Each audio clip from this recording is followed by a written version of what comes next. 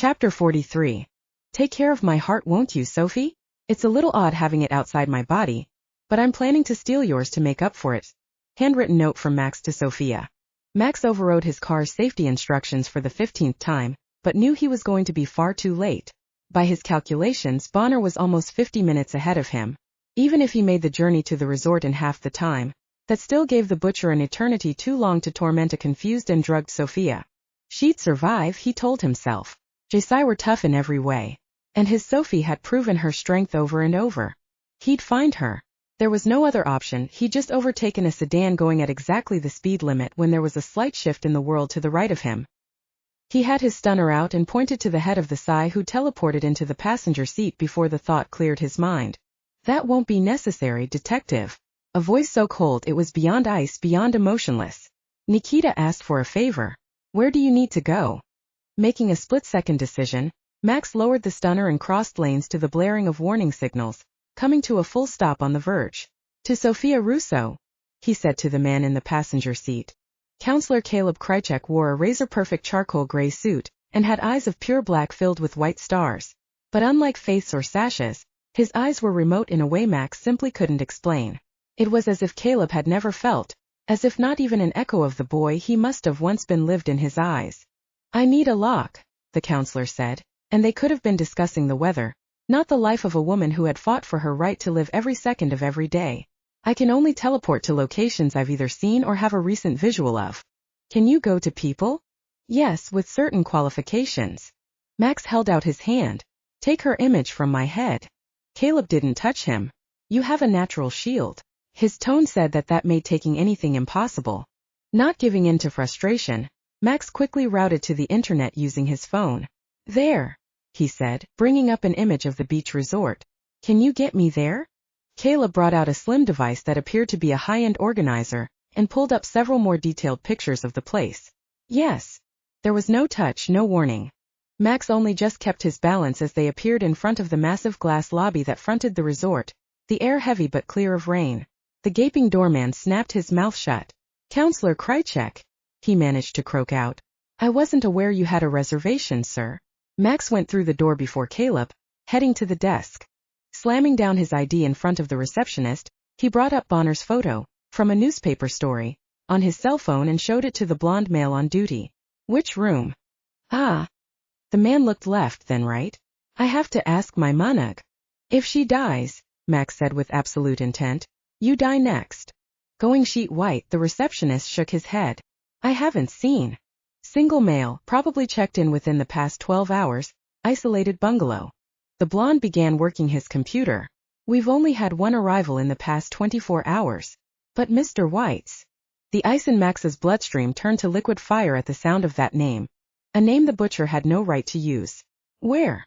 Bungalow 10, right at the end of the eastern route. The receptionist brought up a holographic image of the resort without prompting. We're here. Bungalow 10 is here. He pointed out the locations. About a 20-minute walk. Max saw Caleb walk in, turn to him. Can you teleport there? This image is representational, a 3D map, the other man said at once. I need a shot of the actual building. I'm sorry. The receptionist spread his hands. I don't have anything like that on hand. I could try our PR depart. But Max was already running through the doors. Sophia rolled off the bed and began to stagger to the door. He hadn't tied her up when he went to have his shower, and that was his mistake. Her leg went out from under her after 3 halting steps, her knee hitting the floor hard enough to send pain shooting up her leg. Biting off her cry, she gripped the edge of the bed and pulled herself up again. Took too long. She could hear him whistling in the smoked glass enclosure a bare few feet away, obscenely cheerful, a man without a care in the world. The bedroom door swayed then stretched sideways, making her grip the end of the bed for balance. Forcing herself to let go of the anchor, she lurched forward, desperate to get through that twisting, stretched door. She could almost hear it laughing at her. Stop! Stop! The laughter turned into chuckles. And where do you think you're going? Damp around her waist, skin so close to her cheek. She flinched, trying to hide her bare hands under her armpits. Now walk back. There you go. She knew she had to do what he said, because his semi-nakedness was on purpose, a threat. Why? It came out raw, but it was also from the center of her brain, the part that hadn't been compromised. He didn't answer until she was sitting with her back braced against the headboard, her legs stretched out in front of her.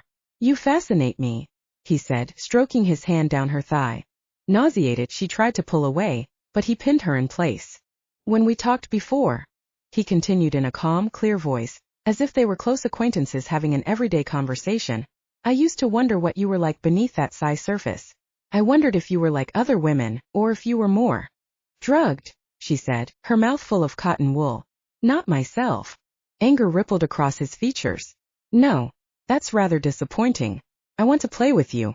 It doesn't matter, we have time." He leaned in. "Your skin is so clear, so lovely." His hand moved a bare centimeter away from the vulnerable flesh of her face. "I don't want to lose my playmate too quickly, but after so long I just can't resist." His fingertip brushed her flesh. Gaping, screaming mouths. "Please." Whispers. Cries. Earth dark and dirty. Blood spraying a wall. 1,000 droplets of horror. Sophia fought the spiraling whirlpool, knowing that this time someone would come for her. Her cop would come for her. All she had to do was survive. Max made himself come to a full stop a few feet from Bungalow 10. His lungs burning after the sprint that had brought him here. Instinct urged him to slam the door open and blast in, guns blazing, but he took 2 deep gulps of air, settled his breathing. "We have to be careful," he said to the cold-eyed Psy who'd run beside him with a lethal grace that made it inhumanly clear he was a telekinetic. "If he's near her with a weapon, he could decide to kill her if we startle him." Krychek looked at the building, no change in his expression. "The windows are curtained. How will you know what's happening within?" "Bonner's ego was always his undoing," Max said, walking silently to the door and twisting the old-fashioned door handle with care. As he'd hoped, the monster hadn't locked it, the possibility of escape a taunt to his victim. Pushing it back a fraction, he chanced a look. Seeing nothing and no one in the living area, he opened it enough that he could slide in.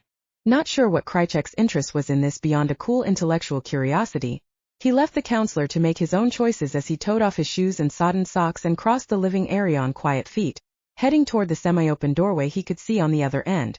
Pressing himself to the wall, he glanced in through the crack on the hinged side of the door. Sophie. She sat propped up against the headboard, her hair tangled, her face grazed and bruised.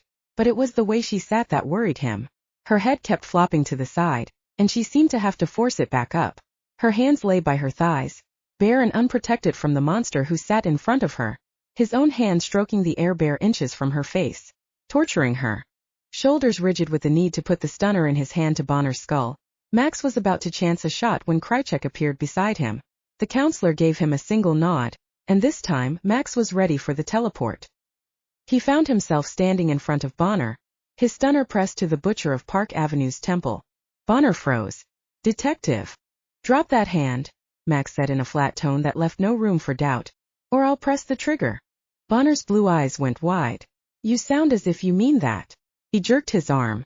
Twisting, Max shot him through the palm of his fucking hand before he could touch Sophia again, exposing the whiteness of bone. Sophia wrenched herself sideways on the bed at the same instant. The situation under control, Max was about to shove the butcher to the floor and cuff him when a screaming Bonner was slammed across the room to come to a crumpled standstill in one corner. Max, having thrown his body in a protective curve over Sophia's, raised his head. He was no longer a threat. He got on the bed, cradling Sophia to his side. "He'll be a threat as long as he lives," Caleb said, turning to watch Max and Sophia with a detached kind of focus that made Max wonder if he'd exchanged one killer for another. "It makes logical sense to get rid of him. He's not dead. Close enough as makes no difference." Max made a ruthless decision. Strip his mind. We need to know where he buried his victims so their parents can take them home so they can grieve. He wondered if a Psy would understand. But Caleb Krychek asked no questions. "It's done.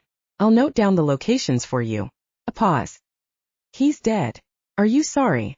Max looked at Bonner's crumpled body and felt nothing but a savage kind of satisfaction. No, maybe a better man would have answered differently, but Max had never claimed to be a better man. Holding Sophia tight, he looked down. "Sophie." She didn't answer, her eyes closed, her lashes dark moon crescents against her cheeks. "I need to get her to a hospital." Krychek didn't move a muscle, but an instant later, Max found himself standing in the middle of what appeared to be a Psy medical facility, Krychek beside him. The medics went motionless for a second before moving into gear.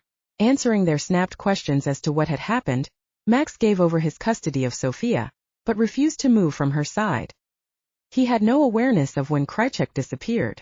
Caleb looked at the body of the human he just killed, his fingers playing with the small platinum charm. A single perfect star, that was always with him, no matter where he went. Glancing down at the star, he said, "For you. For the one person who he knew better than anyone else on this earth, and yet could not teleport to no matter how many times he tried. And he tried every single day for over 6 years. If others had been present in the room at that moment, they might have wondered at the sweep of black that eclipsed the stars in his eyes, a black so absolute, it was beyond ordinary, beyond acceptable. But there was only a dead man in the room, so there were no questions. Placing the star in his pocket, Caleb contacted the authorities and made sure this incident wouldn't cause any problems. Given Gerard Bonner's predilections, he didn't have to push at all. Then, when he was alone, he teleported to every location he'd ripped from Bonner's mind to ensure he had the correct coordinates. Cold and desolate, each unmarked grave reminded him of the lightless rooms used by another killer, a sociopath who'd groomed Caleb to be his audience. And his protege. Caleb. Nikita's voice came into his mind as he teleported away from the final grave, and to the deck of his Moscow home. It's done. Sophia Russo and Max Shannon are both safe. The gorge that fell away with jagged promise beneath the barrierless end of the deck called to him with the same whispered promise as the dark twin of the net mind, the neo-sentience that was both the librarian and guardian of the net. But Caleb wasn't going anywhere yet. Not until he tracked his elusive quarry, discovered what awaited. Nikita's telepathic voice fluctuated in strength for a second. I apologize. I was speaking with the medical staff. The J? She's in a coma. The drugs they used appear to have had a serious side effect. A pause. Thank you. Caleb could have reminded her it hadn't been a true favor, that he'd get his payment, but he didn't. Not today. Are you certain, Nikita? She didn't ask him how he knew what she was going to do. There's no use fighting the wave. Those who do will drown. Some will say that you're the one who'll drown. Smashed against a wall of silence. And you? Caleb looked down into the blackness of the gorge, but it was another darkness that he saw, the light blinking out in a woman's eyes as she begged for mercy. I think it's time. Chapter 44. Now that it's come down to it, I find I can't say goodbye after all. Can't bear the thought of letting you go. It's a selfish, stubborn need, but it holds me hostage. Sophia Russo in an encrypted and time-coded letter to be sent to Max Shannon after her death. Sophia felt painfully exposed, as if her skin had been rubbed off to bare her insides. Whimpering low in her throat, she opened her eyes. The light stabbed in the voices, they were too sharp, too piercing. Sophie. She turned her unseeing, dazzled eyes toward that voice. And when he wrapped his hand around hers, she held on. Because he was quiet. He made everything else quiet too. Gulping in a breath, she tried to think, tried to focus. What happened? They're using other drugs to counteract the narcotics, he said. And she knew then that his name was Max. Medics say you're beginning to respond well. Images, broken, disjointed, fell into her head. How long? 20 hours, he told her. Deep grooves in his face that she knew hadn't been there earlier. I was starting to worry you'd never wake up. Her brain fought to slough off the lingering effects of the drugs, driven by what she felt for this man with his dark male beauty and his tenderness. My body shut down to deal with the drugs. That's what the Psi said. He glanced to his right. Following his gaze, she saw the Psi beyond the glass, standing at a monitoring station. I'm in a Psi hospital. It's a private one, Max told her. Nikita's certain of the loyalty of the staff. But no matter their loyalty, Sophia thought, they had to know she'd broken silence. By the sheer fact that she was gripping Max's hand, they had to know. They'll. Sure. Leaning in, he lowered his voice. I told them my natural shield seems to help anchor you. She thought of that, pulling aside the cobwebs that threatened to suffocate her. It's true. He was acting as a psychic wall, keeping everything at bay. Good. But along with that understanding came another. I can't spend my life holding your hand. Her fingers clenched around his strong, capable grip. My telepathic shields. I can't quite focus enough to test them. There's no way they could have survived Bonner and the drugs. His expression was grim. You're not giving in on me, are you? No, she said, and meant it. He was hers, the only person who'd ever been hers. And he needed her, this cop who held his pain so close, his scars hidden deep. I'm not giving you up. His eyes blazed. Good girl. She knew from the way he looked at her that he wanted to press his mouth over hers, meld them so closely that nothing would ever again tear them apart. It took everything she had not to beg him to act on the desire. Because when Max touched her, she became alive, became human. I need you to know something, she whispered. He shook his head. No. Tell me on our wedding day. Her mind swirled again, but this time it was a different kind of a dance, inciting an odd breathlessness. I once testified in a case where the prosecutor showed a video taken at a Greek wedding, because the accused had been seen there in the company of the woman he'd eviscerated an hour later, but she didn't want to focus on the darkness then, and there was a part where they all threw plates on the floor. Max laughed, the lean dimple she so loved coming out of hiding. You want to throw plates on the floor at our wedding, baby? I'll buy you a damn crate of them. No, she wanted to echo his laugh, trace her finger over his lips. I think I'd like to get married within the walls of the place we decide to call home. Max's expression changed, becoming savagely masculine. Then that's what we'll do. With the counteragents acting with remarkable speed, Max intended to take Sophia home later that day so she could heal in privacy, but the MSI refused to release her. Look, Max finally snapped, his temper hanging on by a thread so thin, it was close to invisible. She's got no physical injuries aside from a few cuts and bruises, and the side effects from the drugs are all but gone. In spite of his wrenching need to hold her, he'd never have suggested taking her home otherwise. Why does she need to remain here? The MSI looked at Sophia. I need to discuss that privately with Ms. Russo. She's my partner. Max was going to have trouble leaving Sophie alone for a long time coming, and she's already been subject to attack while in a supposedly secure location. Let go of her hand, the medic said. Max squeezed Sophia's fingers. Are you insane? No. Sophia looked at the MSI, then back at Max. Do it slowly, she said. I'll be able to tell if there's a problem. Protective instincts rebelled. Sophie. I must know. Her eyes said far more than her words. Sweat broke out along his spine as he released his grip until only their fingertips touched. Then Sophia broke even that contact. He was ready to clasp her wrist at the first sign of trouble, but she stared at him before turning her attention to the MSI. I should be dead. The voices should have crashed into my mind, but I can't hear even a whisper. The jagged, splintered thoughts that had stabbed into her mind when she first woke were held far at bay. Her mind a clear, pristine pond. Exactly. The MSI put down the electronic file in his hand. According to the records I've accessed, your shields were a cause for grave concern, to the point where you were on a rehabilitation watch list. Yet according to my scans, those shields are now airtight. Max sucked in a breath beside her, his tall frame held taut. Is he right? Take me outside, Max, she said, curling her fingers into the bed beneath the sheets when they would have reached for her cop. I need to be certain. A cool breeze stroked its way across Sophia's face as Max wheeled her onto the roof of the private hospital. It was tinged with the salt of the sea and the living beat that was the population of this vibrant city. 1,000 smells lingered in the air, from the sweetness of cotton candy to the briny tang of fish, to the wild spice of some exotic restaurant. Noises, too, rose up from the ground. The smooth shush of vehicles, the heavy pulse of conversation flowing between thousands of people, the odd siren as emergency vehicles went about their tasks. It's all outside, she whispered, unable to believe it. Nothing crashed against her skull. Or if it did, her shields were so incredibly strong that she didn't feel even an echo. Take me farther, Max. As he pushed the chair forward, she dared try and manipulate whatever it was that was protecting her. Opening the steel walls a mere fraction. Fragments of noise, slivers of thought. She snapped the walls shut. There's no question, I have functional shields. Gripping the chair arms, she rose out of the chair. Highly functional shields. Better than she'd ever had, even as a child. Max had his hand out to catch her even as the MSI remonstrated with her. She didn't care. Standing shakily on her feet, she took a deep, deep breath. And let the beat of the city flow around her. I'm free, she said, though she knew it wasn't as simple as that.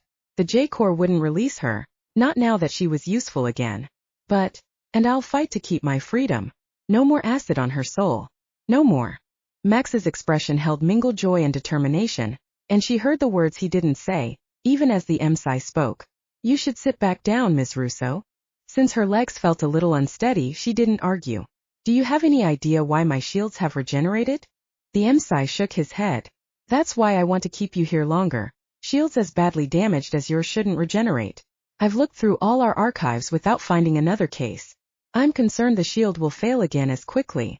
In that case, Sophia said, looking back out over the city, I'd rather use this time as wisely as I can. Not many JS get a second chance. The MSI glanced at his chart. I can only release you if you'll have someone with you at all times over the next 24 hours. The drugs could rebound, trigger a blackout. I'll make sure she's never alone, Max said, his tone implacable. Sign her out. 10 minutes later, Sophia found herself in the passenger seat of Max's car, being driven back to the apartment. I've lit a fire under security, he said, his jaw set in a grim line. Nobody reaches you without having been cleared by me. Max, I know you said to wait for our wedding day, but I really want to tell you something. Max's hands tightened on the wheel. You're always in a rush, aren't you, sweetheart? With Max, yes, she thought she was both impatient and greedy. I love the way you smell. A startled look. That's what you wanted to tell me? Yes. Smiling, content, she closed her eyes and gave in to the slumber that had been pushing at her ever since they entered the vehicle. She had no awareness of reaching the apartment building, no awareness of being carried up to her bedroom and laid down in bed, nor did she feel the kiss pressed to her forehead or hear the low, shaken whispers of a man who told her she was his everything. Max sat on Sophia's sofa, able to think about Nikita's case for the first time since the nightmare of the abduction. After what Nikita had done to save Sophia, he owed the counselor far more than what was obligated by his position as an enforcement detective. However, though Nikita had been in touch with him on and off over the past day, he'd withheld the information about Ryan Asquith's attendance at a Pure Psy meeting. Gut instinct said the boy was no killer and he'd probably splinter under Nikita's version of a chat. At most, the intern was a mole, one who might lead them to the kingpin. But Max had told Nikita about Quentin Gareth, warned her to watch her back until they could determine where the prematurely silver-haired man had been for those unaccounted for months in his past. Quentin's in Jordan for business, Nikita had told him. He won't be back for 3 more days, so we have time to unearth the truth. I've already begun deep-level Cynet scans in relation to this issue. Wondering if she'd had any luck, he picked up his cell phone and put through a call. However, the office comm line, her private line, the cell, they all went to voicemail. He was about to try her assistant when his phone rang in his hand. Glancing at it, he raised an eyebrow. Ryan. Detective Shannon, as you kept our previous discussion confidential, the intern said without any lead-in. I feel I can trust you with this. Max waited. I was approached by an individual associated with Pure Psy after my reconditioning last year. They believed I would be open to their message. Good way to pick up recruits. Ryan had killed when his powers went out of control, would have been, on some level, searching for something to make the world seem right again. Yes.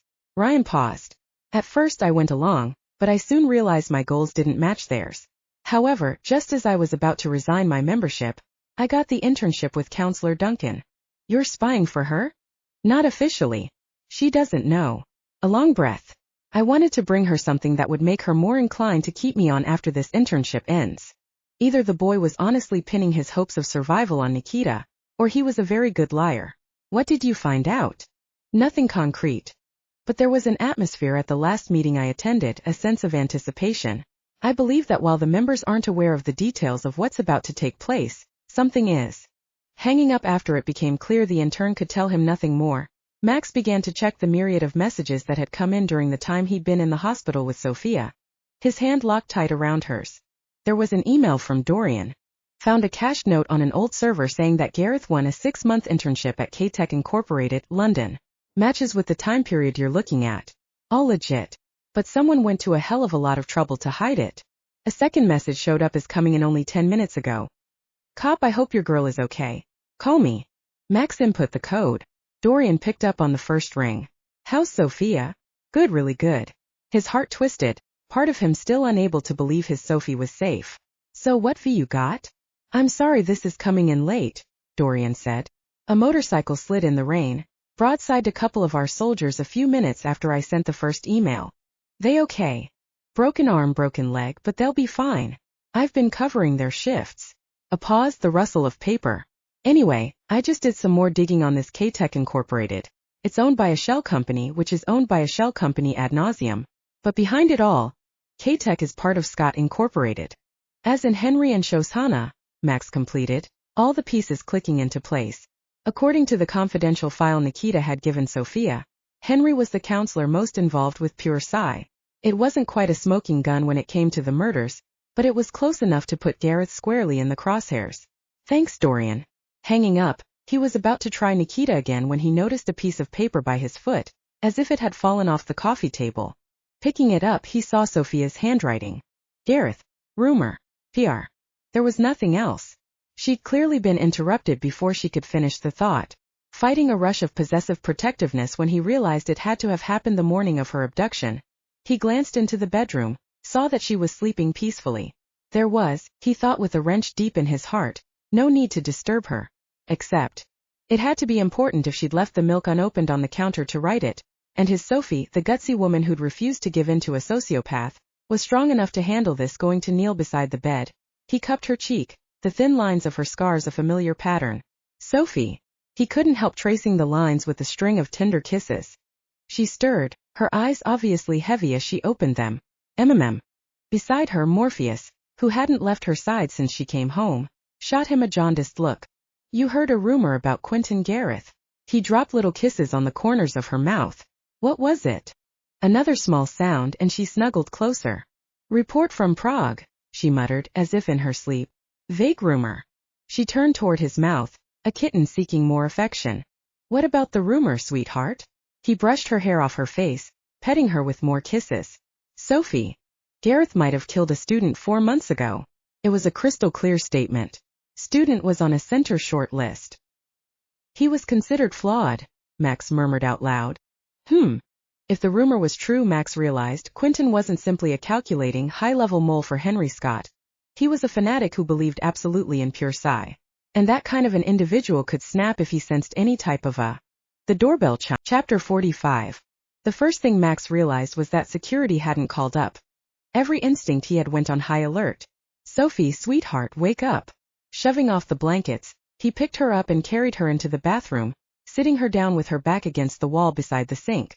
Morpheus followed on silent feet. Flicking a few drops of water onto Sophia's face, he roused her. Lock the door behind me, and stay here until I come for you. Max? What's wrong? Her gaze was still a little dazed. Maybe I'm being a paranoid fool, but maybe we have some bad company. Taking his spare stunner from his boot, he put it in her hand. Just press this if someone comes for you. And take my cell phone. Call enforcement if things turn to shit. The doorbell chimed again as he put the cell phone in her lap. Understand. At her nod, he pulled the door closed and waited until he heard the lock snick into place before he walked out to the front. He wasn't surprised to check the surveillance and find Nikita on the other side, with Quentin Gareth beside her. Nikita, he said, opening the door, his stunner hidden by his side. What is it? Quentin has a stunner held flush to the back of my skull, Nikita said, frigidly unruffled. Max took a step back as Gareth urged Nikita into the apartment. Max saw Nikita's eyes sweep the room, wondered what she was searching for. Sophia's not here, he said, testing Gareth's reaction. The medics wouldn't release her. Her brain's likely mush by now in any case, the other male said, his eyes glittering in a way that spoke of a disordered mind that had lost any sense of reality. Detective, if you don't want the counselor's brains to leak out her ears too, please place your own weapon on the coffee table. Max did as asked, having caught Nikita's eye. For some reason she was cooperating with Gareth. What, he thought, would make a woman of Nikita's power hold her fire? Good, Gareth said as Max drew away from the coffee table. Stand against the counter. Max did so, facing Gareth. What are you planning to do now? He heard something from the bedroom, felt his spine lock as he realized Sophia had exited the bathroom. But Gareth didn't seem aware of anything but his mission. Now we wait. For Henry, I assume, Nikita said. Does he really think you have the ability to dispose of me? I press this trigger, and your brain is so much liquid 3 seconds later. I've infected you, Nikita said quietly while Max, for the first time in his life, wished that he'd been born a telepath. What the fuck was Sophia thinking? Your mind, Nikita added, is already being consumed by a mental virus. Gareth's hand didn't tremble, though the odd shine in his eyes seemed to flare even brighter. I expected as much. It will be a small price to pay to save the net. Martyrs, Max knew, were even more dangerous than fanatics. Is Sasha dead? Nikita asked, giving Max the information he needed. No, but she's in our control. She won't be harmed if you do exactly as ordered. If she's alive, Nikita continued, I should be able to reach her telepathically, and I can't. You're a creature of habit, Nikita. I spiked the water jug in your office with a drug that's temporarily dampened your range. A pause. It's a variant of Jack's, still experimental, so I hope you didn't drink more than your usual single glass. How could you have possibly reached Sasha? Max asked, hoping like hell that Sophia would keep herself hidden. Quentin Gareth was insane, but he was still in full control of that weapon. She's surrounded by Dark River cats. We shot the Dark River Alpha as he drove her home. It was easy to take her. And Max knew without a doubt that Gareth was lying. Because if Lucas was dead and Sasha missing, Dorian would have been hunting Gareth down with the lethal rage of a leopard in stalking mode. Not running a search for Max, he's lying. Nikita met his gaze. I need to be certain, Detective. Quentin informs me that if he tells his superiors he's been taken, or if his star disappears from the net, Sasha will be put to death. Max saw the bedroom door begin to open. Shifting to the left in a sudden move, he made Gareth swivel toward him, though the man continued to use Nikita as a shield. I wouldn't go for your stunner, Detective, he said. We need to question you in order to ensure you didn't share classified information about our cause, but you're not indispensable. A tiny squeak as the bedroom door opened farther, but Max was already talking. What's your master promised you? The choice of words was deliberate. A position of power? Money? That question shows you know nothing about me. I'm doing this for the good of the Psi race. And then at last he confirmed his allegiance to pure Psi. Purity will save us. I called faith. It was a husky statement from the bedroom doorway. Sasha's fine. What happened next was so fast, so deadly, Max was never quite able to put the sequence of events in order. A stunner blast hit Gareth from the bedroom, the pulse glancing off him as Sophia's arm trembled. At the same time or an instant later, Nikita went to her knees, even as Max's hand closed around the stunner on the coffee table. He turned, his shot set to stun, hitting Gareth square in the chest. But the male was already falling, blood pouring out of his ears, his eyes, his nose.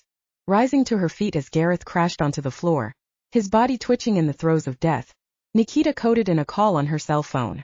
Sasha, she said as Max ran to Sophia. I wanted to ask if you received the contracts I sent last night. A pause. Excellent. Hanging up, Nikita looked down at Gareth's corpse with an utterly dispassionate gaze. Henry is very good at telepathic wipes.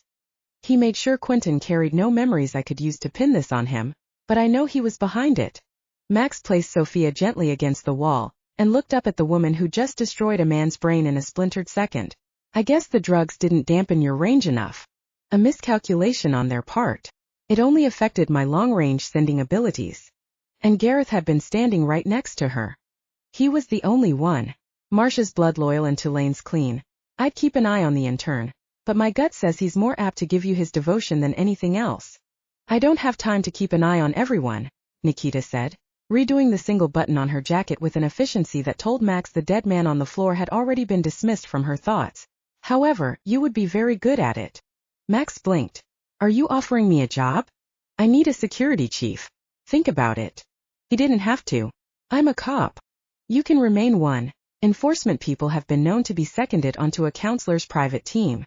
I'm willing to be flexible if you wish to continue to keep track of your old cases. Her gaze switched to Sophia. Ms. Russo, the Corps has requested I release you as soon as possible so that you can be returned to the active roster.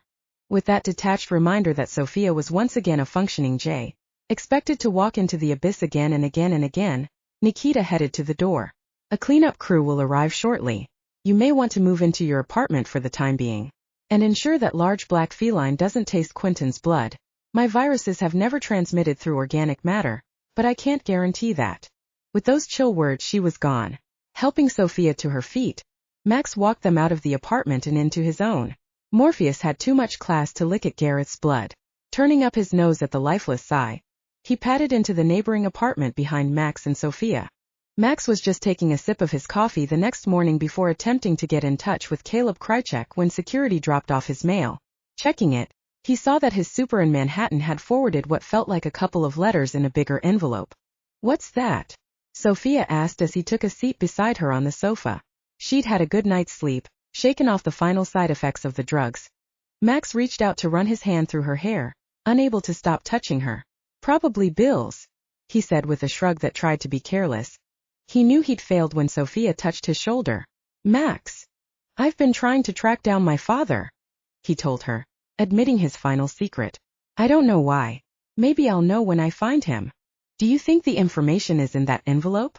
No way to know, but each time I open a mystery envelope, he said, looking down at the plain brown paper. I hope. Sophia shifted to snuggle by his side. It was automatic to put his arm around her, pull her tight against him. She fit perfectly. There's something else. A soft statement from the Psy who owned his heart. Your expression. He stole a kiss, needing her. You're starting to read me like a book. By the time we're sitting in rockers watching our grandchildren play, you'll know my secrets before I do. She smiled and it hit him right in the heart, how fucking much she meant to him. He wasn't letting her go. Wasn't letting the core drag her back down into the nightmare world of an active J. Even if he had to fight silence itself. I know your secrets too, Sophie, he said. Who were you telepathing earlier? Another J. A pause. My shields, Max, I need to explain them, to assess if there's a chance they'll fail again. His soul repudiated the idea, but he knew she was right. What did your friend say? That Sasha Duncan is supposed to be an excellent shield technician. He recommended I talk to her, see if she can figure out what's behind the regeneration of my shields. Lifting herself up a little, she pressed her lips to the tiny scar on his cheek, the one she seemed to love. It made his heart smile each time she did that. Even today now he felt loved, adored. But we can discuss all that later, Sophia murmured. Open the envelope. Removing his arm from around her, he drew in the vanilla and lavender scent of her and slit open the paper. He'd opened so many envelopes since he began this search, become so used to disappointment that it took him almost a minute to realize what he held in his hand. Letting the other pieces of mail fall to the carpet, he ran his hand over the crisp white paper of the single piece he still held. See that, he said, rubbing his thumb over the emblem on the top left-hand corner. Sophia bent her head. It's from the Department of Justice. Bart, he clarified. I asked him for a favor. It could have gotten the other man fired, but the prosecutor had asked only the questions he needed to get the answer. Sophia took a long breath, let it out. You asked him to run your DNA against the Central Justice Criminal Database. He wasn't the least surprised that she'd guessed. It was a logical step, given our socioeconomic circumstances, the history of the other men in the area at the time. He took a deep breath. And it's a step I avoided for a hell of a long time. That's understandable, Sophia said, shifting to a kneeling position beside him on the sofa, her fingers stroking through his hair. You're a cop. You've dedicated your life to upholding the law. Discovering that your father was a criminal who broke those same laws will be a blow. Her words were calm, practical. But Max, her tone changed, gentled, her eyes shining. It will alter nothing about the man you are, the man you've made yourself. He slid one arm around her waist, his throat thick. Yeah. Her forehead touching his in tender affection, her hands cupping his face. You're the one who taught me that life isn't predestined. We are who we make ourselves. Her faith in him tore him wide open, reformed him a better man. Open it for me. Sophia took the envelope, able to be strong for her cop, to give him what he needed. Sliding her finger under the flap, she slid it open to remove two pieces of paper. The first was closed around the second, which proved to be an automatically sealed printout with serrated edges which could be pulled apart to reveal what lay within. The first was a handwritten note. Max, she read out. As far as the computers are concerned, this scan was never done. I don't know the results. Neither does the computer tech. We requested that the results be printed automatically sealed. I hope you find what you're looking for. It was signed with Ruben's name. But below that was another line. P.S. A man's father doesn't make the man. If it did, I'd be a self-serving SOB with 3 wives and an inability to be faithful to any of them. Sophia put down the letter, her curiosity a wild thing. I assume he means 3 consecutive wives? Nope. At her gasp his lips curved. Bart's father founded his own religion. And how many wives does Bart have? He's been married to Tasma since they were in law school. Got 4 brats they love like crazy. Sophia smiled. So. Ready? Yes. She broke the serrated edges but held the letter closed. You should see it first. Passing it over, she waited as he read it, then put it on the coffee table. Nothing happened for the next few seconds, until Max gave a shuddering sigh and dropped his head, thrusting his hands through his hair. Worry tore through her, until he lifted his eyes. Relief shone a beacon of sunlight through his irises. Max, I always thought, he said, his voice rough with emotion, that there was something wrong with me, that my mother couldn't love me. She could love River, and I think she even loved some of the men she brought home. But not me, never me. Sophia's eyes went to the envelope, her brain making connections out of the experiences of a lifetime spent in justice. Who was your father, Max? His name isn't important, Max said, and she saw that to him it truly wasn't. But what he did to her. He raped her, was convicted of it, died in a prison fight. A short, brutal summary. Max shook his head. The only thing I don't understand is why she kept me. Sophia's hand clenched on his thigh. Looking up, he saw eyes huge with concern, with empathy. Ah, Sophie. Pulling her into his lap, he nuzzled his face into the sweet curve of her neck as she wrapped her arms around him. I'm not in shock. Part of him, somewhere deep inside, had guessed the truth a long time ago. Now that I know why she couldn't love me, I can forgive her for it. You're a better person than I am, Sophia said, her anger a steel flame. You were a child. Max smiled, holding her tight, this woman who would fight for him. But I've become a man. Looking back, he could feel only pity and sorrow for the tormented, haunted woman who'd been his mother. And I'm a man who is loved, who loves to the depths of his soul. There was no way in hell he was ever letting anyone take Sophie away from him. She was his. The Justice Corps would have to just fucking get used to that. Baby, he said, turning his relentless will to how to ensure no one would ever dare come between him and his J. We need a plan. Sophia's eyes gleamed. I have an idea. Chapter 46. Nikita entered the mental vault of the council chambers knowing that what she was about to do would change the course of Psy history. Whether she'd come out of the change alive, time alone would tell. Caleb entered with her, Ming Leben coming in just after. You're well? She asked. The militarily inclined counselor didn't give much away. Yes. They stopped speaking as Henry and Shoshana Scott entered, followed by Tatiana Rika Smythe and Anthony Kiriakis in short order. Nikita, Shoshana Scott said as soon as the psychic doors closed. Is this about the problems you've been having? Yes, Nikita said. The specialists I hired were able to track the assassinations to a pure Psy zealot. I wouldn't term the members of pure Psy zealots. Henry, joining in the conversation. Oh, Nikita had played enough games. The dictionary definition of zealotry is fanatical partisanship. I'd say pure Psy fits the definition. Ming Leben was the one who spoke next, and his words were nothing Nikita had expected. I, too, have become concerned about the direction of pure Psy. They seek only to protect our silence, Henry said. There is nothing of concern in that. Not unless you wish to protect those who are flawed. Nikita ignored the pointed reference to her daughter, focusing on Ming instead. However, Ming continued, that goal is now being interlocked with a noticeably racial agenda. Pure Psy has begun to see the other races as unclean, for want of a better word. It's indisputable that Nikita was targeted because she has strong business ties with the changelings. Well, Caleb's voice whispered in Nikita's mind, it seems this will make strange bedfellows out of us all. He may have an ulterior motive, Nikita replied. Let us wait and see. Keeping our people apart from the other races, Henry said, is not the worst of choices. If we could achieve isolation, our silence would soon be pristine. If you believe that, Anthony Kiriakis's cool, considered voice, then you're a fool. Shoshana's riposte was quick. It's only the weaker members of our populace who are prone to breaks from conditioning. So now you'll add 2 cardinals and a gifted scientist to that list?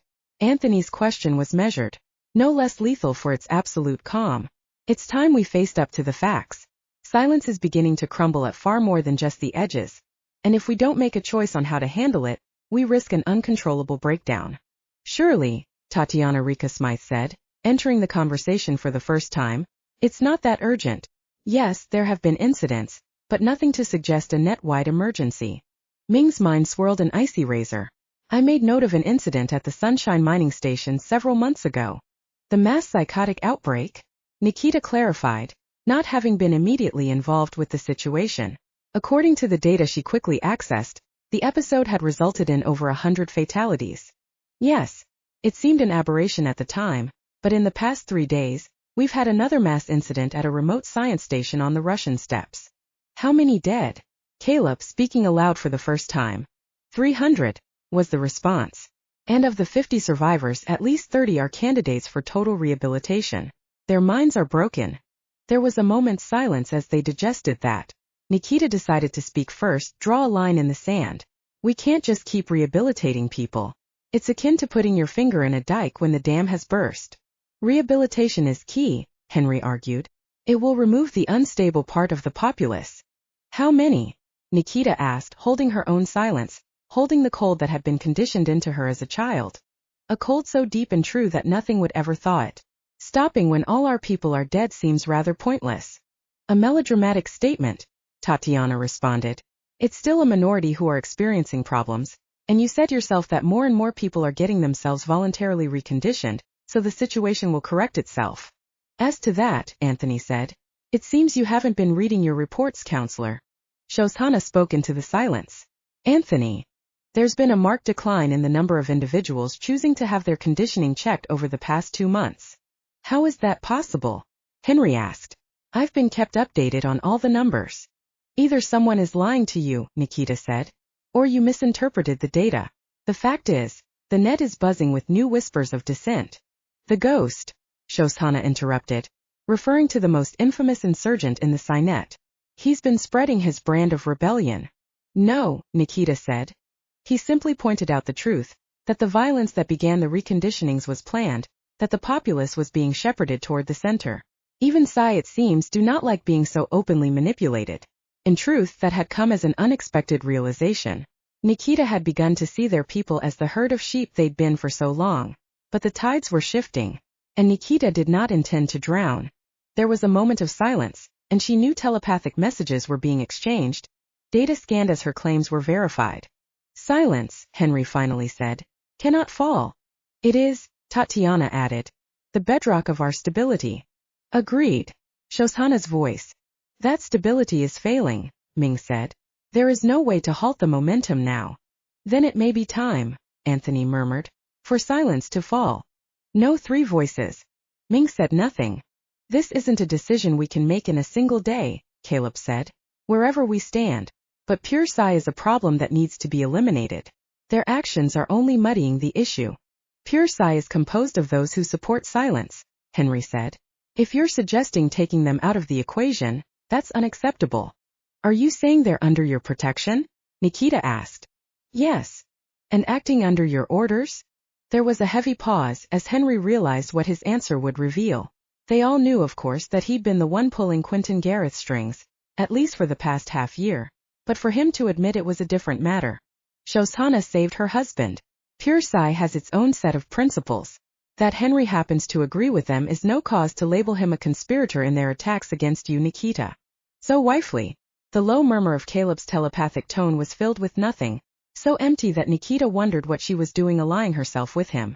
But in a pit full of vipers, he was at least one she partially understood. She's tied her sail to his, Nikita responded. If he falls, so does she. Tatiana is with them. Nikita agreed. Ming is ambivalent. Anthony will stand with us. He has too many business interests tied up with the other races. Nikita didn't mention the conversation she'd had with Anthony. And you, she asked the most dangerous TK in the net. What is your true allegiance? That you will have to wait and see. It seems we are at an impasse. Anthony's intelligent voice. It would be best, he said to Henry, if you made it clear to Pure Psy that their ambitions of a coup d'etat would be better to be swiftly surrendered. And inform any members in my city, Nikita said, that they have until the end of this meeting to leave, or I'll eliminate them myself. She'd killed. Many times. And she'd do so again. Self-interest, she told herself. It had nothing to do with the fact that Pure Psy had tried to target her daughter, her unborn grandchild. One more thing, Henry, she said, focusing on the other counselor. She had 1,000 strains of viruses in her head. One of them, she thought, would penetrate his shields. And she'd find it no matter how long it took. The next time you decide one of my people is flawed and order a rehabilitation without my consent, I might not act in so civilized a fashion. In fact, it might be better for your health if you didn't set foot in my territory again. What of your pet Jay? Tatiana asked, her tone silky smooth. There is something severely wrong with her. Her shield is nothing ordinary. Is being extraordinary now a crime? Nikita had survived in the council far longer than Tatiana. If the younger woman had forgotten that, she'd get a lethal surprise one quiet day, when she thought herself safe. She is one of my people, just like every other Psy within my territorial borders. The implication was clear. So, Shoshana, you're protecting the broken ones now. I suppose blood will tell. Nikita didn't engage with the counselor who'd made the fatal decision to stand by Henry. I've said what I have to say. The meeting ended less than a minute later. Nothing seemed to have been resolved, but Nikita knew that was a thinly veiled fantasy. The council had split in two. Caleb had attended the meeting standing on the deck of his Moscow home. Now he turned to go back inside to consider his next move, and to return Max Shannon's call, the message having come in just as the meeting began. That was before he saw the package sitting in the center of his desk that it hadn't been there when he'd walked out onto the deck. Only one group of people had the skill to have breached his internal security without setting off the alarms. Picking up a silver letter opener he'd been given by a human business associate, he slid it open. It held a wooden box. That box contained a pristine patch, such as might go on a uniform. The patch bore the image of two snakes in combat, Counselor Ming Leban's personal emblem. But piercing the fabric was a small, perfectly formed black arrow. The Arrow Squad, it seemed, had decided to terminate their allegiance to Ming. Caleb didn't make the mistake of thinking that allegiance had now shifted to him. No, this was a warning and an invitation in one. Removing the arrow, he placed it on his desk. Then he put the patch back in the box and teleported with it to an extremely secure location, porting out almost as soon as he arrived. Two arrows glanced up at once at the slight sound of something settling on the table to their right, a table that existed deep within the Arrow Squad's central command, and was known only to other arrows. Neither man said a word, but they began working as one to dismantle the box and destroy the patch. There would be no evidence for Ming to find, not until it was too late. Chapter 47. Dream of me. Handwritten note from Max to Sophia. Sophia sat across from Nikita, conscious of Max's restless presence on the other side of the door. 3 days had passed since he'd found out about his father, since they'd made their plan, and Max had spent most of those 72 hours in different parts of the country, talking face-to-face with parents whose lost daughters were now being found, thanks to the coordinates Caleb Krychek had ripped from Gerard Bonner's dying mind. "I'm not leaving you alone," he'd said after the information came through. Sophia had shaken her head. "Your friends in Dark River will watch over me. Go, Max, they hold a piece of your heart, each and every one." And that was okay with her, more than okay. Max remembered those lost girls would always remember. Go and tell their families they're coming home. It's important. His eyes had filled with an angry protectiveness even as he nodded, and she'd known he'd heard the echo of the 8-year-old girl she'd once been. As a result, she'd spent the past 72 hours with a changeling in her living space. Desiree was smart and funny, Clay quiet, and Vaughn still made every hair on her body rise. It was as well that Faith had come with her mate. Sophia's own mate, her Max, had returned exhausted an hour ago, with the news that while he'd been getting an often painful personal touch with the parents and relatives of the victims, the forensic teams had located each and every girl. "It'll take weeks to fully process the scenes, but the remains are in the morgue," he told her. "I'll go back when the parents have to come in to pick up their girls, but everyone's holding on to family right now. They don't need me, you do." So now, dog-tired but determined, he stood outside the door while she sat a dangerously short distance away from a woman who had the ability to kill without remorse, without pity. But Nikita Duncan was also a woman who understood business, understood how to weigh costs against benefits. Sophia met her gaze. "I need a job." "You're a J. JS have very short lifespans." Almond-shaped eyes filled with speculation. "I am missing several advisors, as you're aware, but unlike Detective Shannon, you have no skills I can utilize.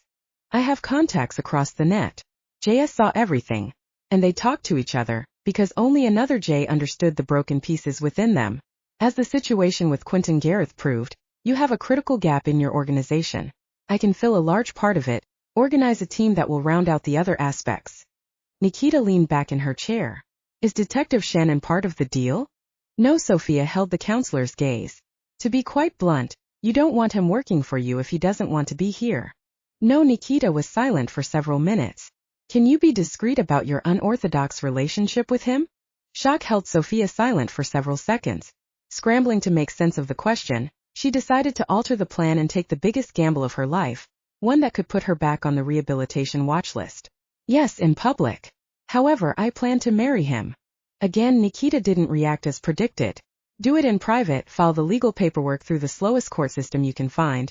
As a J, you should know precisely which one will fit the definition. Under no circumstance can anything you experience leak out into the net. If it does, the arrows will strike. My shields are impregnable."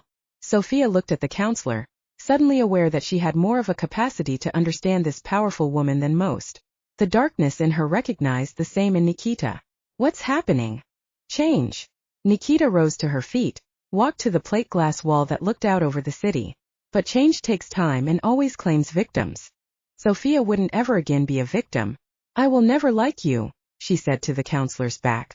"But I will never lie to you either. I think you could do with an advisor who's not afraid of you." "Normals I do not feel." Sophia said nothing. "Not on that.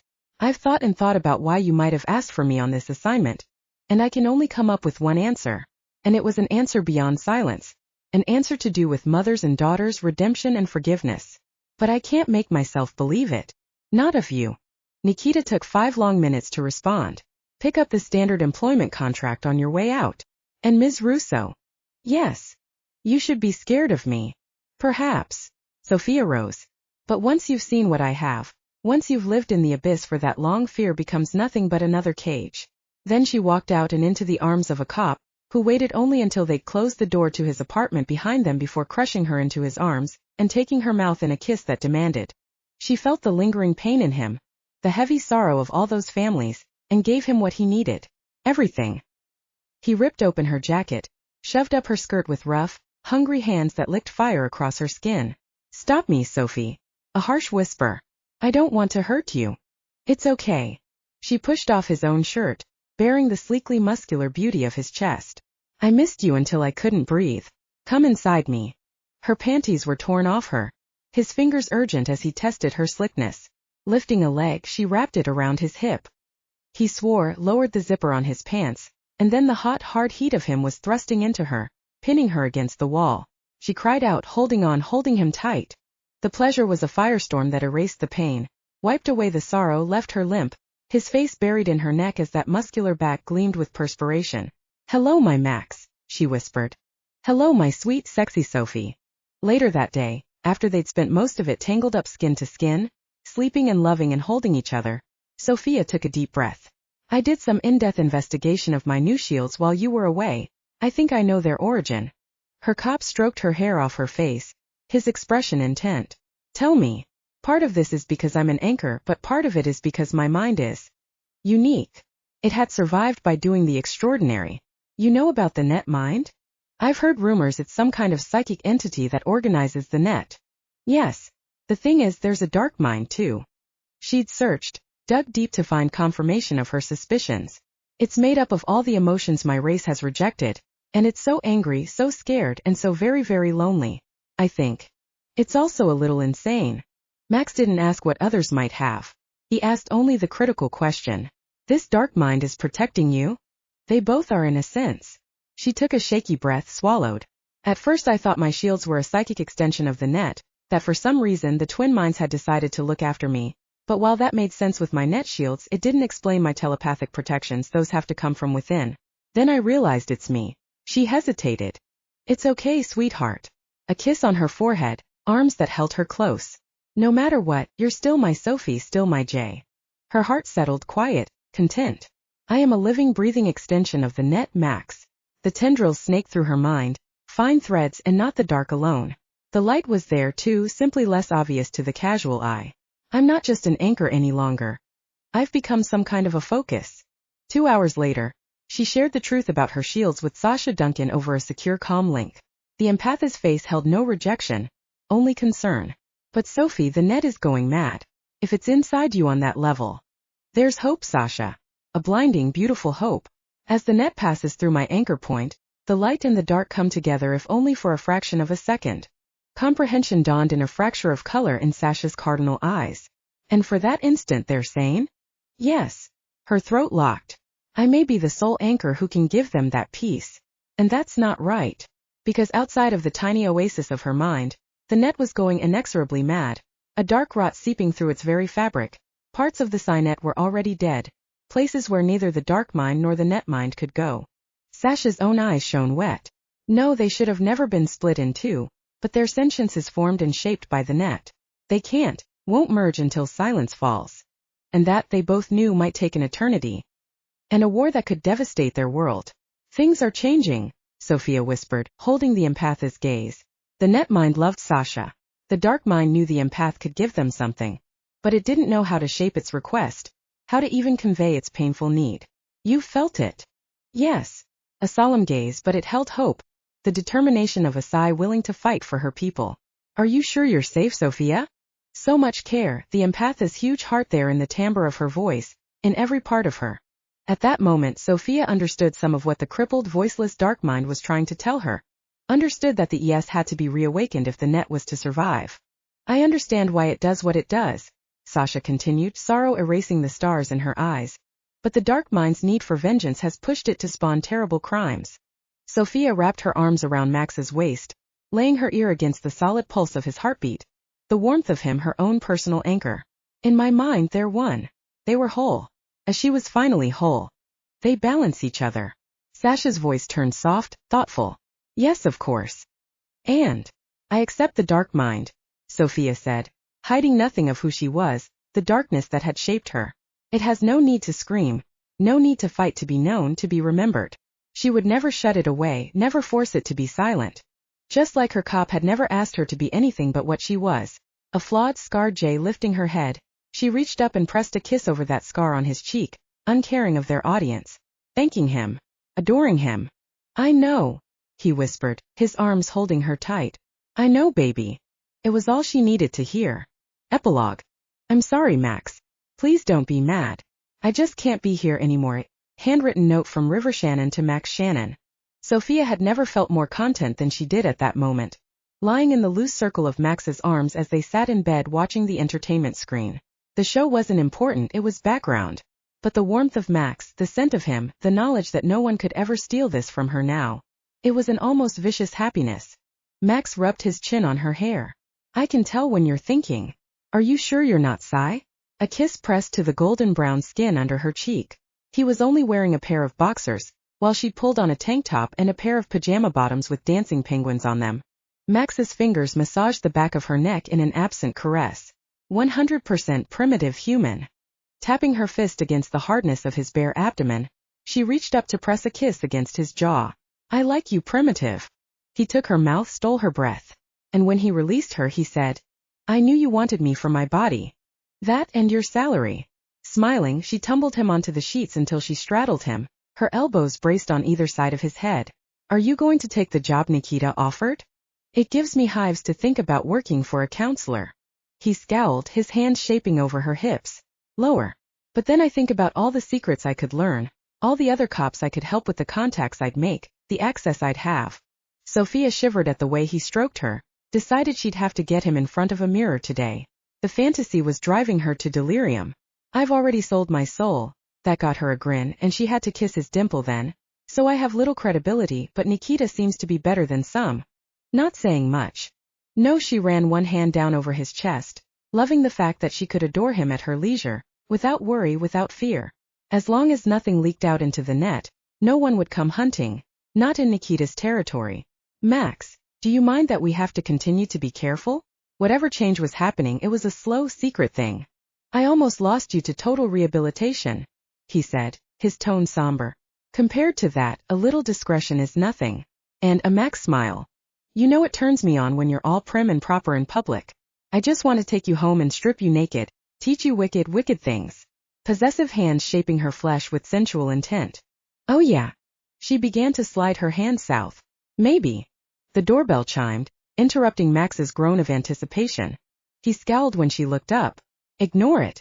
It's probably Nikita's henchman come to make sure I'm giving due consideration to her offer. As if you'll make any decision but the one you want. She pushed him. Go answer the door. They won't go away until you do. A black look on his face, Max got up and pulled on his jeans, the tattoo on his back stunning.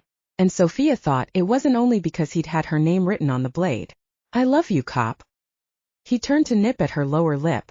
Good, 'cause you've got life with no possibility whatsoever of parole. Then, barefoot and with sleep-tumbled hair, he walked out. She knew he'd done it on purpose, to irritate any assistance Nikita had sent.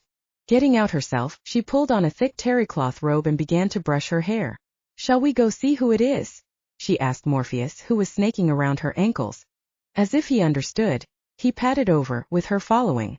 Her hand stopped in mid-stroke when she saw the man in the doorway.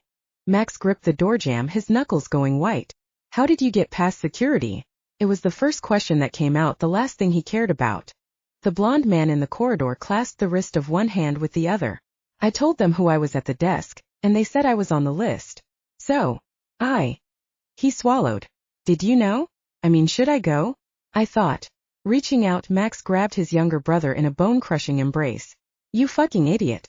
If you try to run off this time, I'm dumping your ass in jail. River's arms locked around him. Max felt dampness against his skin, had to blink his own eyes, swallow the knot in his throat. Raising a hand after a long, long time, He messed up the hair on the back of River's head. Where have you been, kid? River gave a sheepish grin as they drew apart. Getting my shit together. You couldn't do that without disappearing? River dropped his head, shoving his hands into the back pockets of his jeans. It made Max grin, his heart full to overflowing. He knew this man, grown though he might be. Max. Sophia's gentle voice. Are you going to invite him in or interrogate him on the doorstep? River's eyes widened as he laid them on Sophia. Wow, Max, what did you tell her to get her to let you in the door? Max cuffed his brother good-naturedly on the ear as River slid in past him and bent to kiss Sophia on the cheek. Hello. Are you sure you're with the right brother? Sophia had never had a younger sibling. But this man with his laughing eyes and bright smile. Are you making me an offer? I would, a whisper. But Max always was a little possessive. Max's arm came around her waist, heavy, warm, real. Don't you forget it. River looked up at Max as her cop turned to press his lips to Sophia's temple. And for an instant Sophia saw the truth of River's emotions laid bare. So much love, so much need, so much pain. Max's brother, she thought, needed them. Welcome home, River. His expression shifted into a wary kind of hope. Yeah, but he was looking at Max. Max reached out to thump a fist on River's shoulder. You're staying if I have to tie you to the furniture. No need, River said, dipping his head but not before Sophia saw the sheen in his eyes. Just tie me to your Sophia. I think, Sophia said as Max mock scowled, I'm going to like having a younger brother. Reaching out, she slipped her arm into the crook of River's elbow. So, tell me all of Max's secrets. Max curled his hand around her nape. Hey now, no ganging up on me. River laughed, said something. So did Max, the heat of his hold burning through to warm every part of her as she listened to the joy beneath their words. Home. Finally, they were all home. 5 things happened later that month. All of them momentous in very different ways. 1. Max decided there were medicines he could take for hives. 2.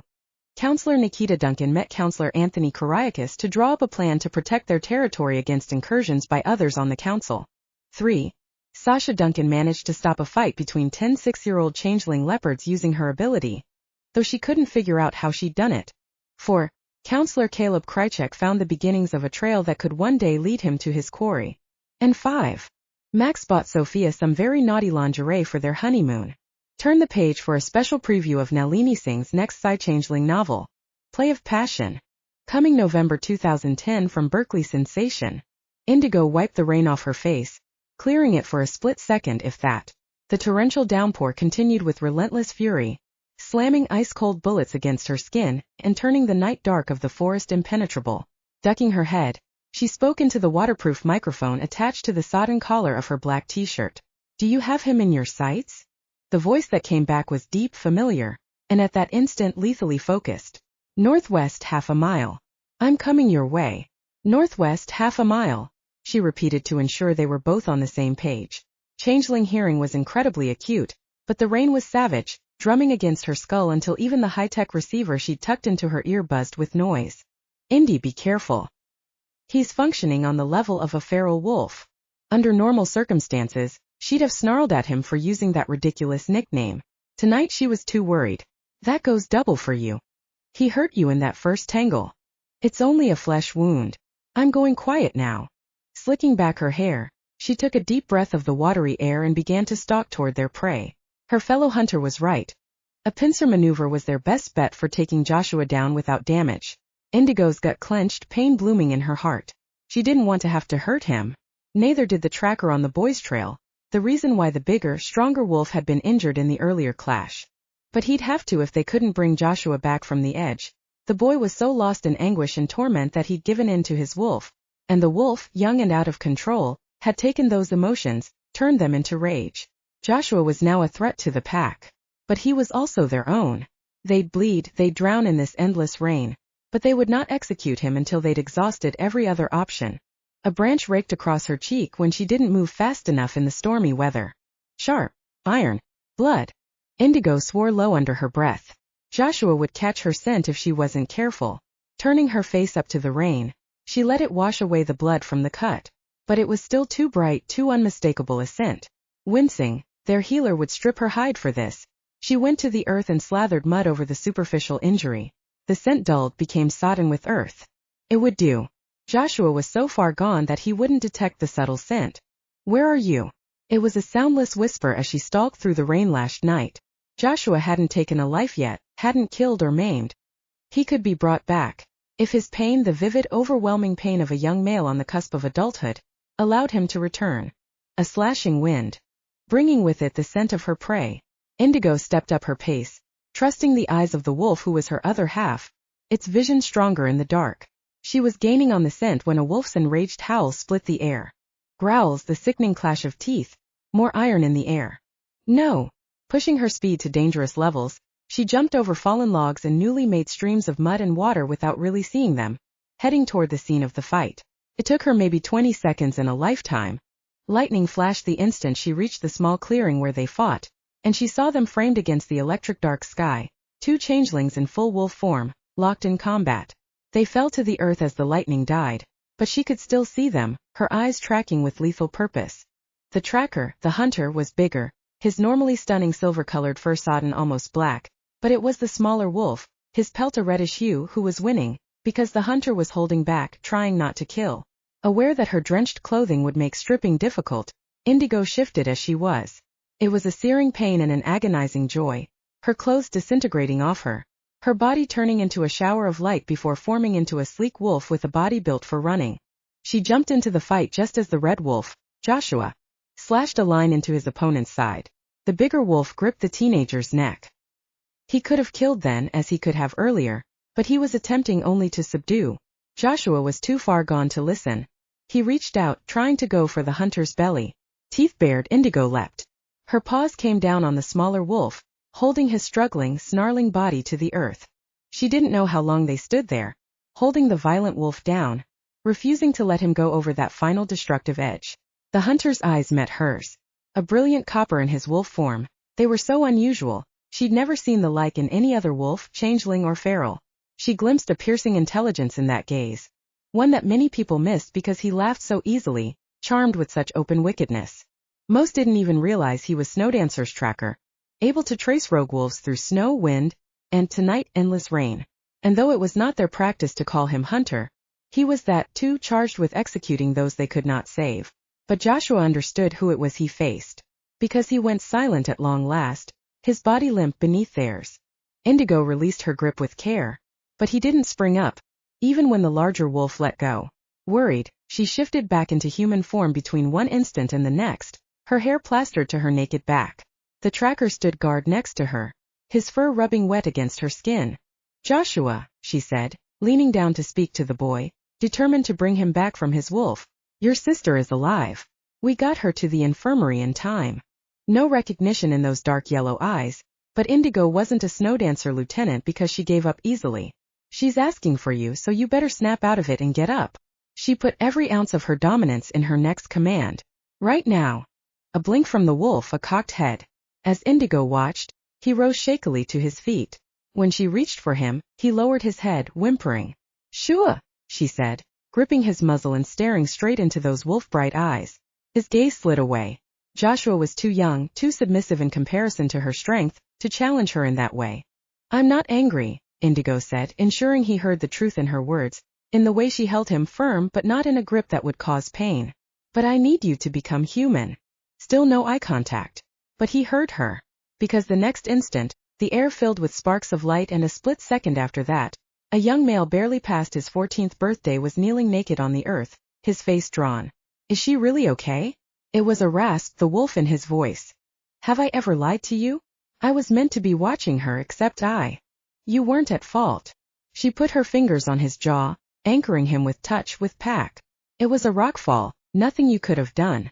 She's got a broken arm, 2 broken ribs, and a pretty cool scar on her eyebrow that she's already showing off like a peacock." The recital of injuries seemed to stabilize Joshua. "That sounds like her." A wavering smile, a quick, wary glimpse up at her before he dropped his gaze. Smiling, because if he was scared about the consequences of his actions, he was back. Indigo gave in to her relief and nipped the pup sharply on the ear. He cried out, then buried his face in her neck. "I'm sorry." She ran her hand down his back. "It's okay.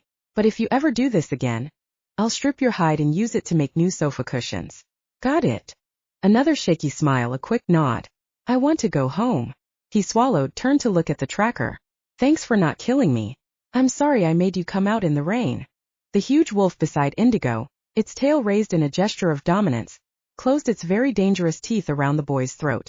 The boy stayed immobile, quiescent, until the tracker let go. Apology accepted. Making a futile effort to shake the rain from her hair, Indigo looked at the boy. I don't want you turning wolf for 1 week. When he looked shattered, she touched his shoulder. It's not punishment. You went too close to the edge tonight. No use taking chances. Okay, yeah. A pause, a whisper of shame in his eyes. The wolf's getting hard to control. Like I'm a kid again. That, Indigo thought, explained his irrational response to his sister's accident.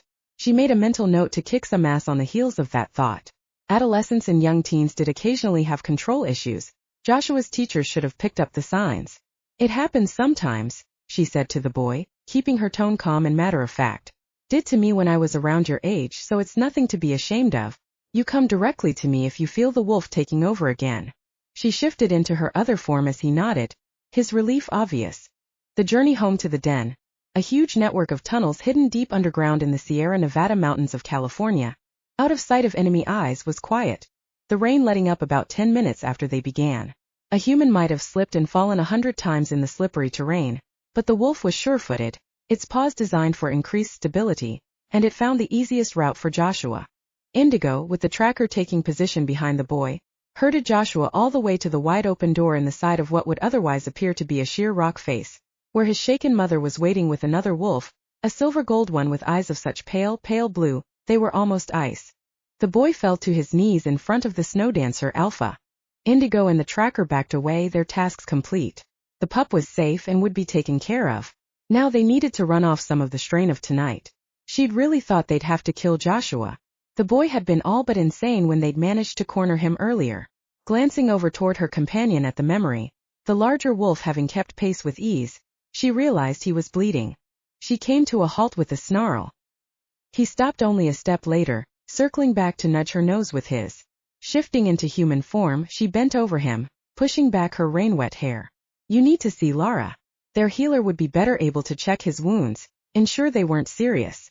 The wolf nipped at her jaw, growling low in his throat. She pushed him away. Don't make me pull rank on you. Though to be honest, she wasn't sure she could. And that disturbed both woman and wolf. He occupied an odd space in their hierarchy. Younger than her. He wasn't a lieutenant, but he reported directly and only to their alpha. And as their tracker, his skills were critical to the safety and well-being of the pack. Another growl, another nip, this one on her shoulder. She narrowed her eyes. Watch it or I'll nip that nose right off. He made a growling sound of disagreement, his canines flashing. Reaching out, she tapped him sharply on the muzzle. We're heading back right now. Color under her hands, the wolf with fur the distinctive color of silver birch bark shifting into a human with lake blue eyes and rain-slick hair. I don't think so. He was on her before she knew it, cupping her face in his hands, his mouth on hers. The caress was hot, hard, a slamming fist that held her motionless. And then, an inferno punching through her body, making her tangle her hand in that thick brown hair, tug back his head. What? She said on a gasping breath. Are you doing? I thought it'd be obvious. Laughter in his eyes, the lake seared by sunshine as his thumb stroked over her cheekbones. I want to lick you up right now. She didn't take it personally. You're high on adrenaline from the hunt. Pushing off his hand, she angled her head. And loss of blood. It ran a clean water-diluted line down his side. You definitely need stitches. No, I don't. He kissed her again, pushing her down to the earth. This time she didn't back away at once, and got the full impact of the kiss, and of the rigid arousal nudging at the sensitive dip of her abdomen. Her heartbeat accelerated, startling her enough that she bit hard at his lip. It's cold down here. Though the snow had melted away in this part of the range, the Sierra Nevada retained the chill kiss of winter even in the blush of spring. A repentant look. She found herself on top an instant later, still being kissed, groaning at the stubborn wolf, who could kiss so insanely well that she was tempted to let him have at it. She pushed at his shoulders. Get up before you die of blood loss, you lunatic. A scowl. And then Drew kissed her again.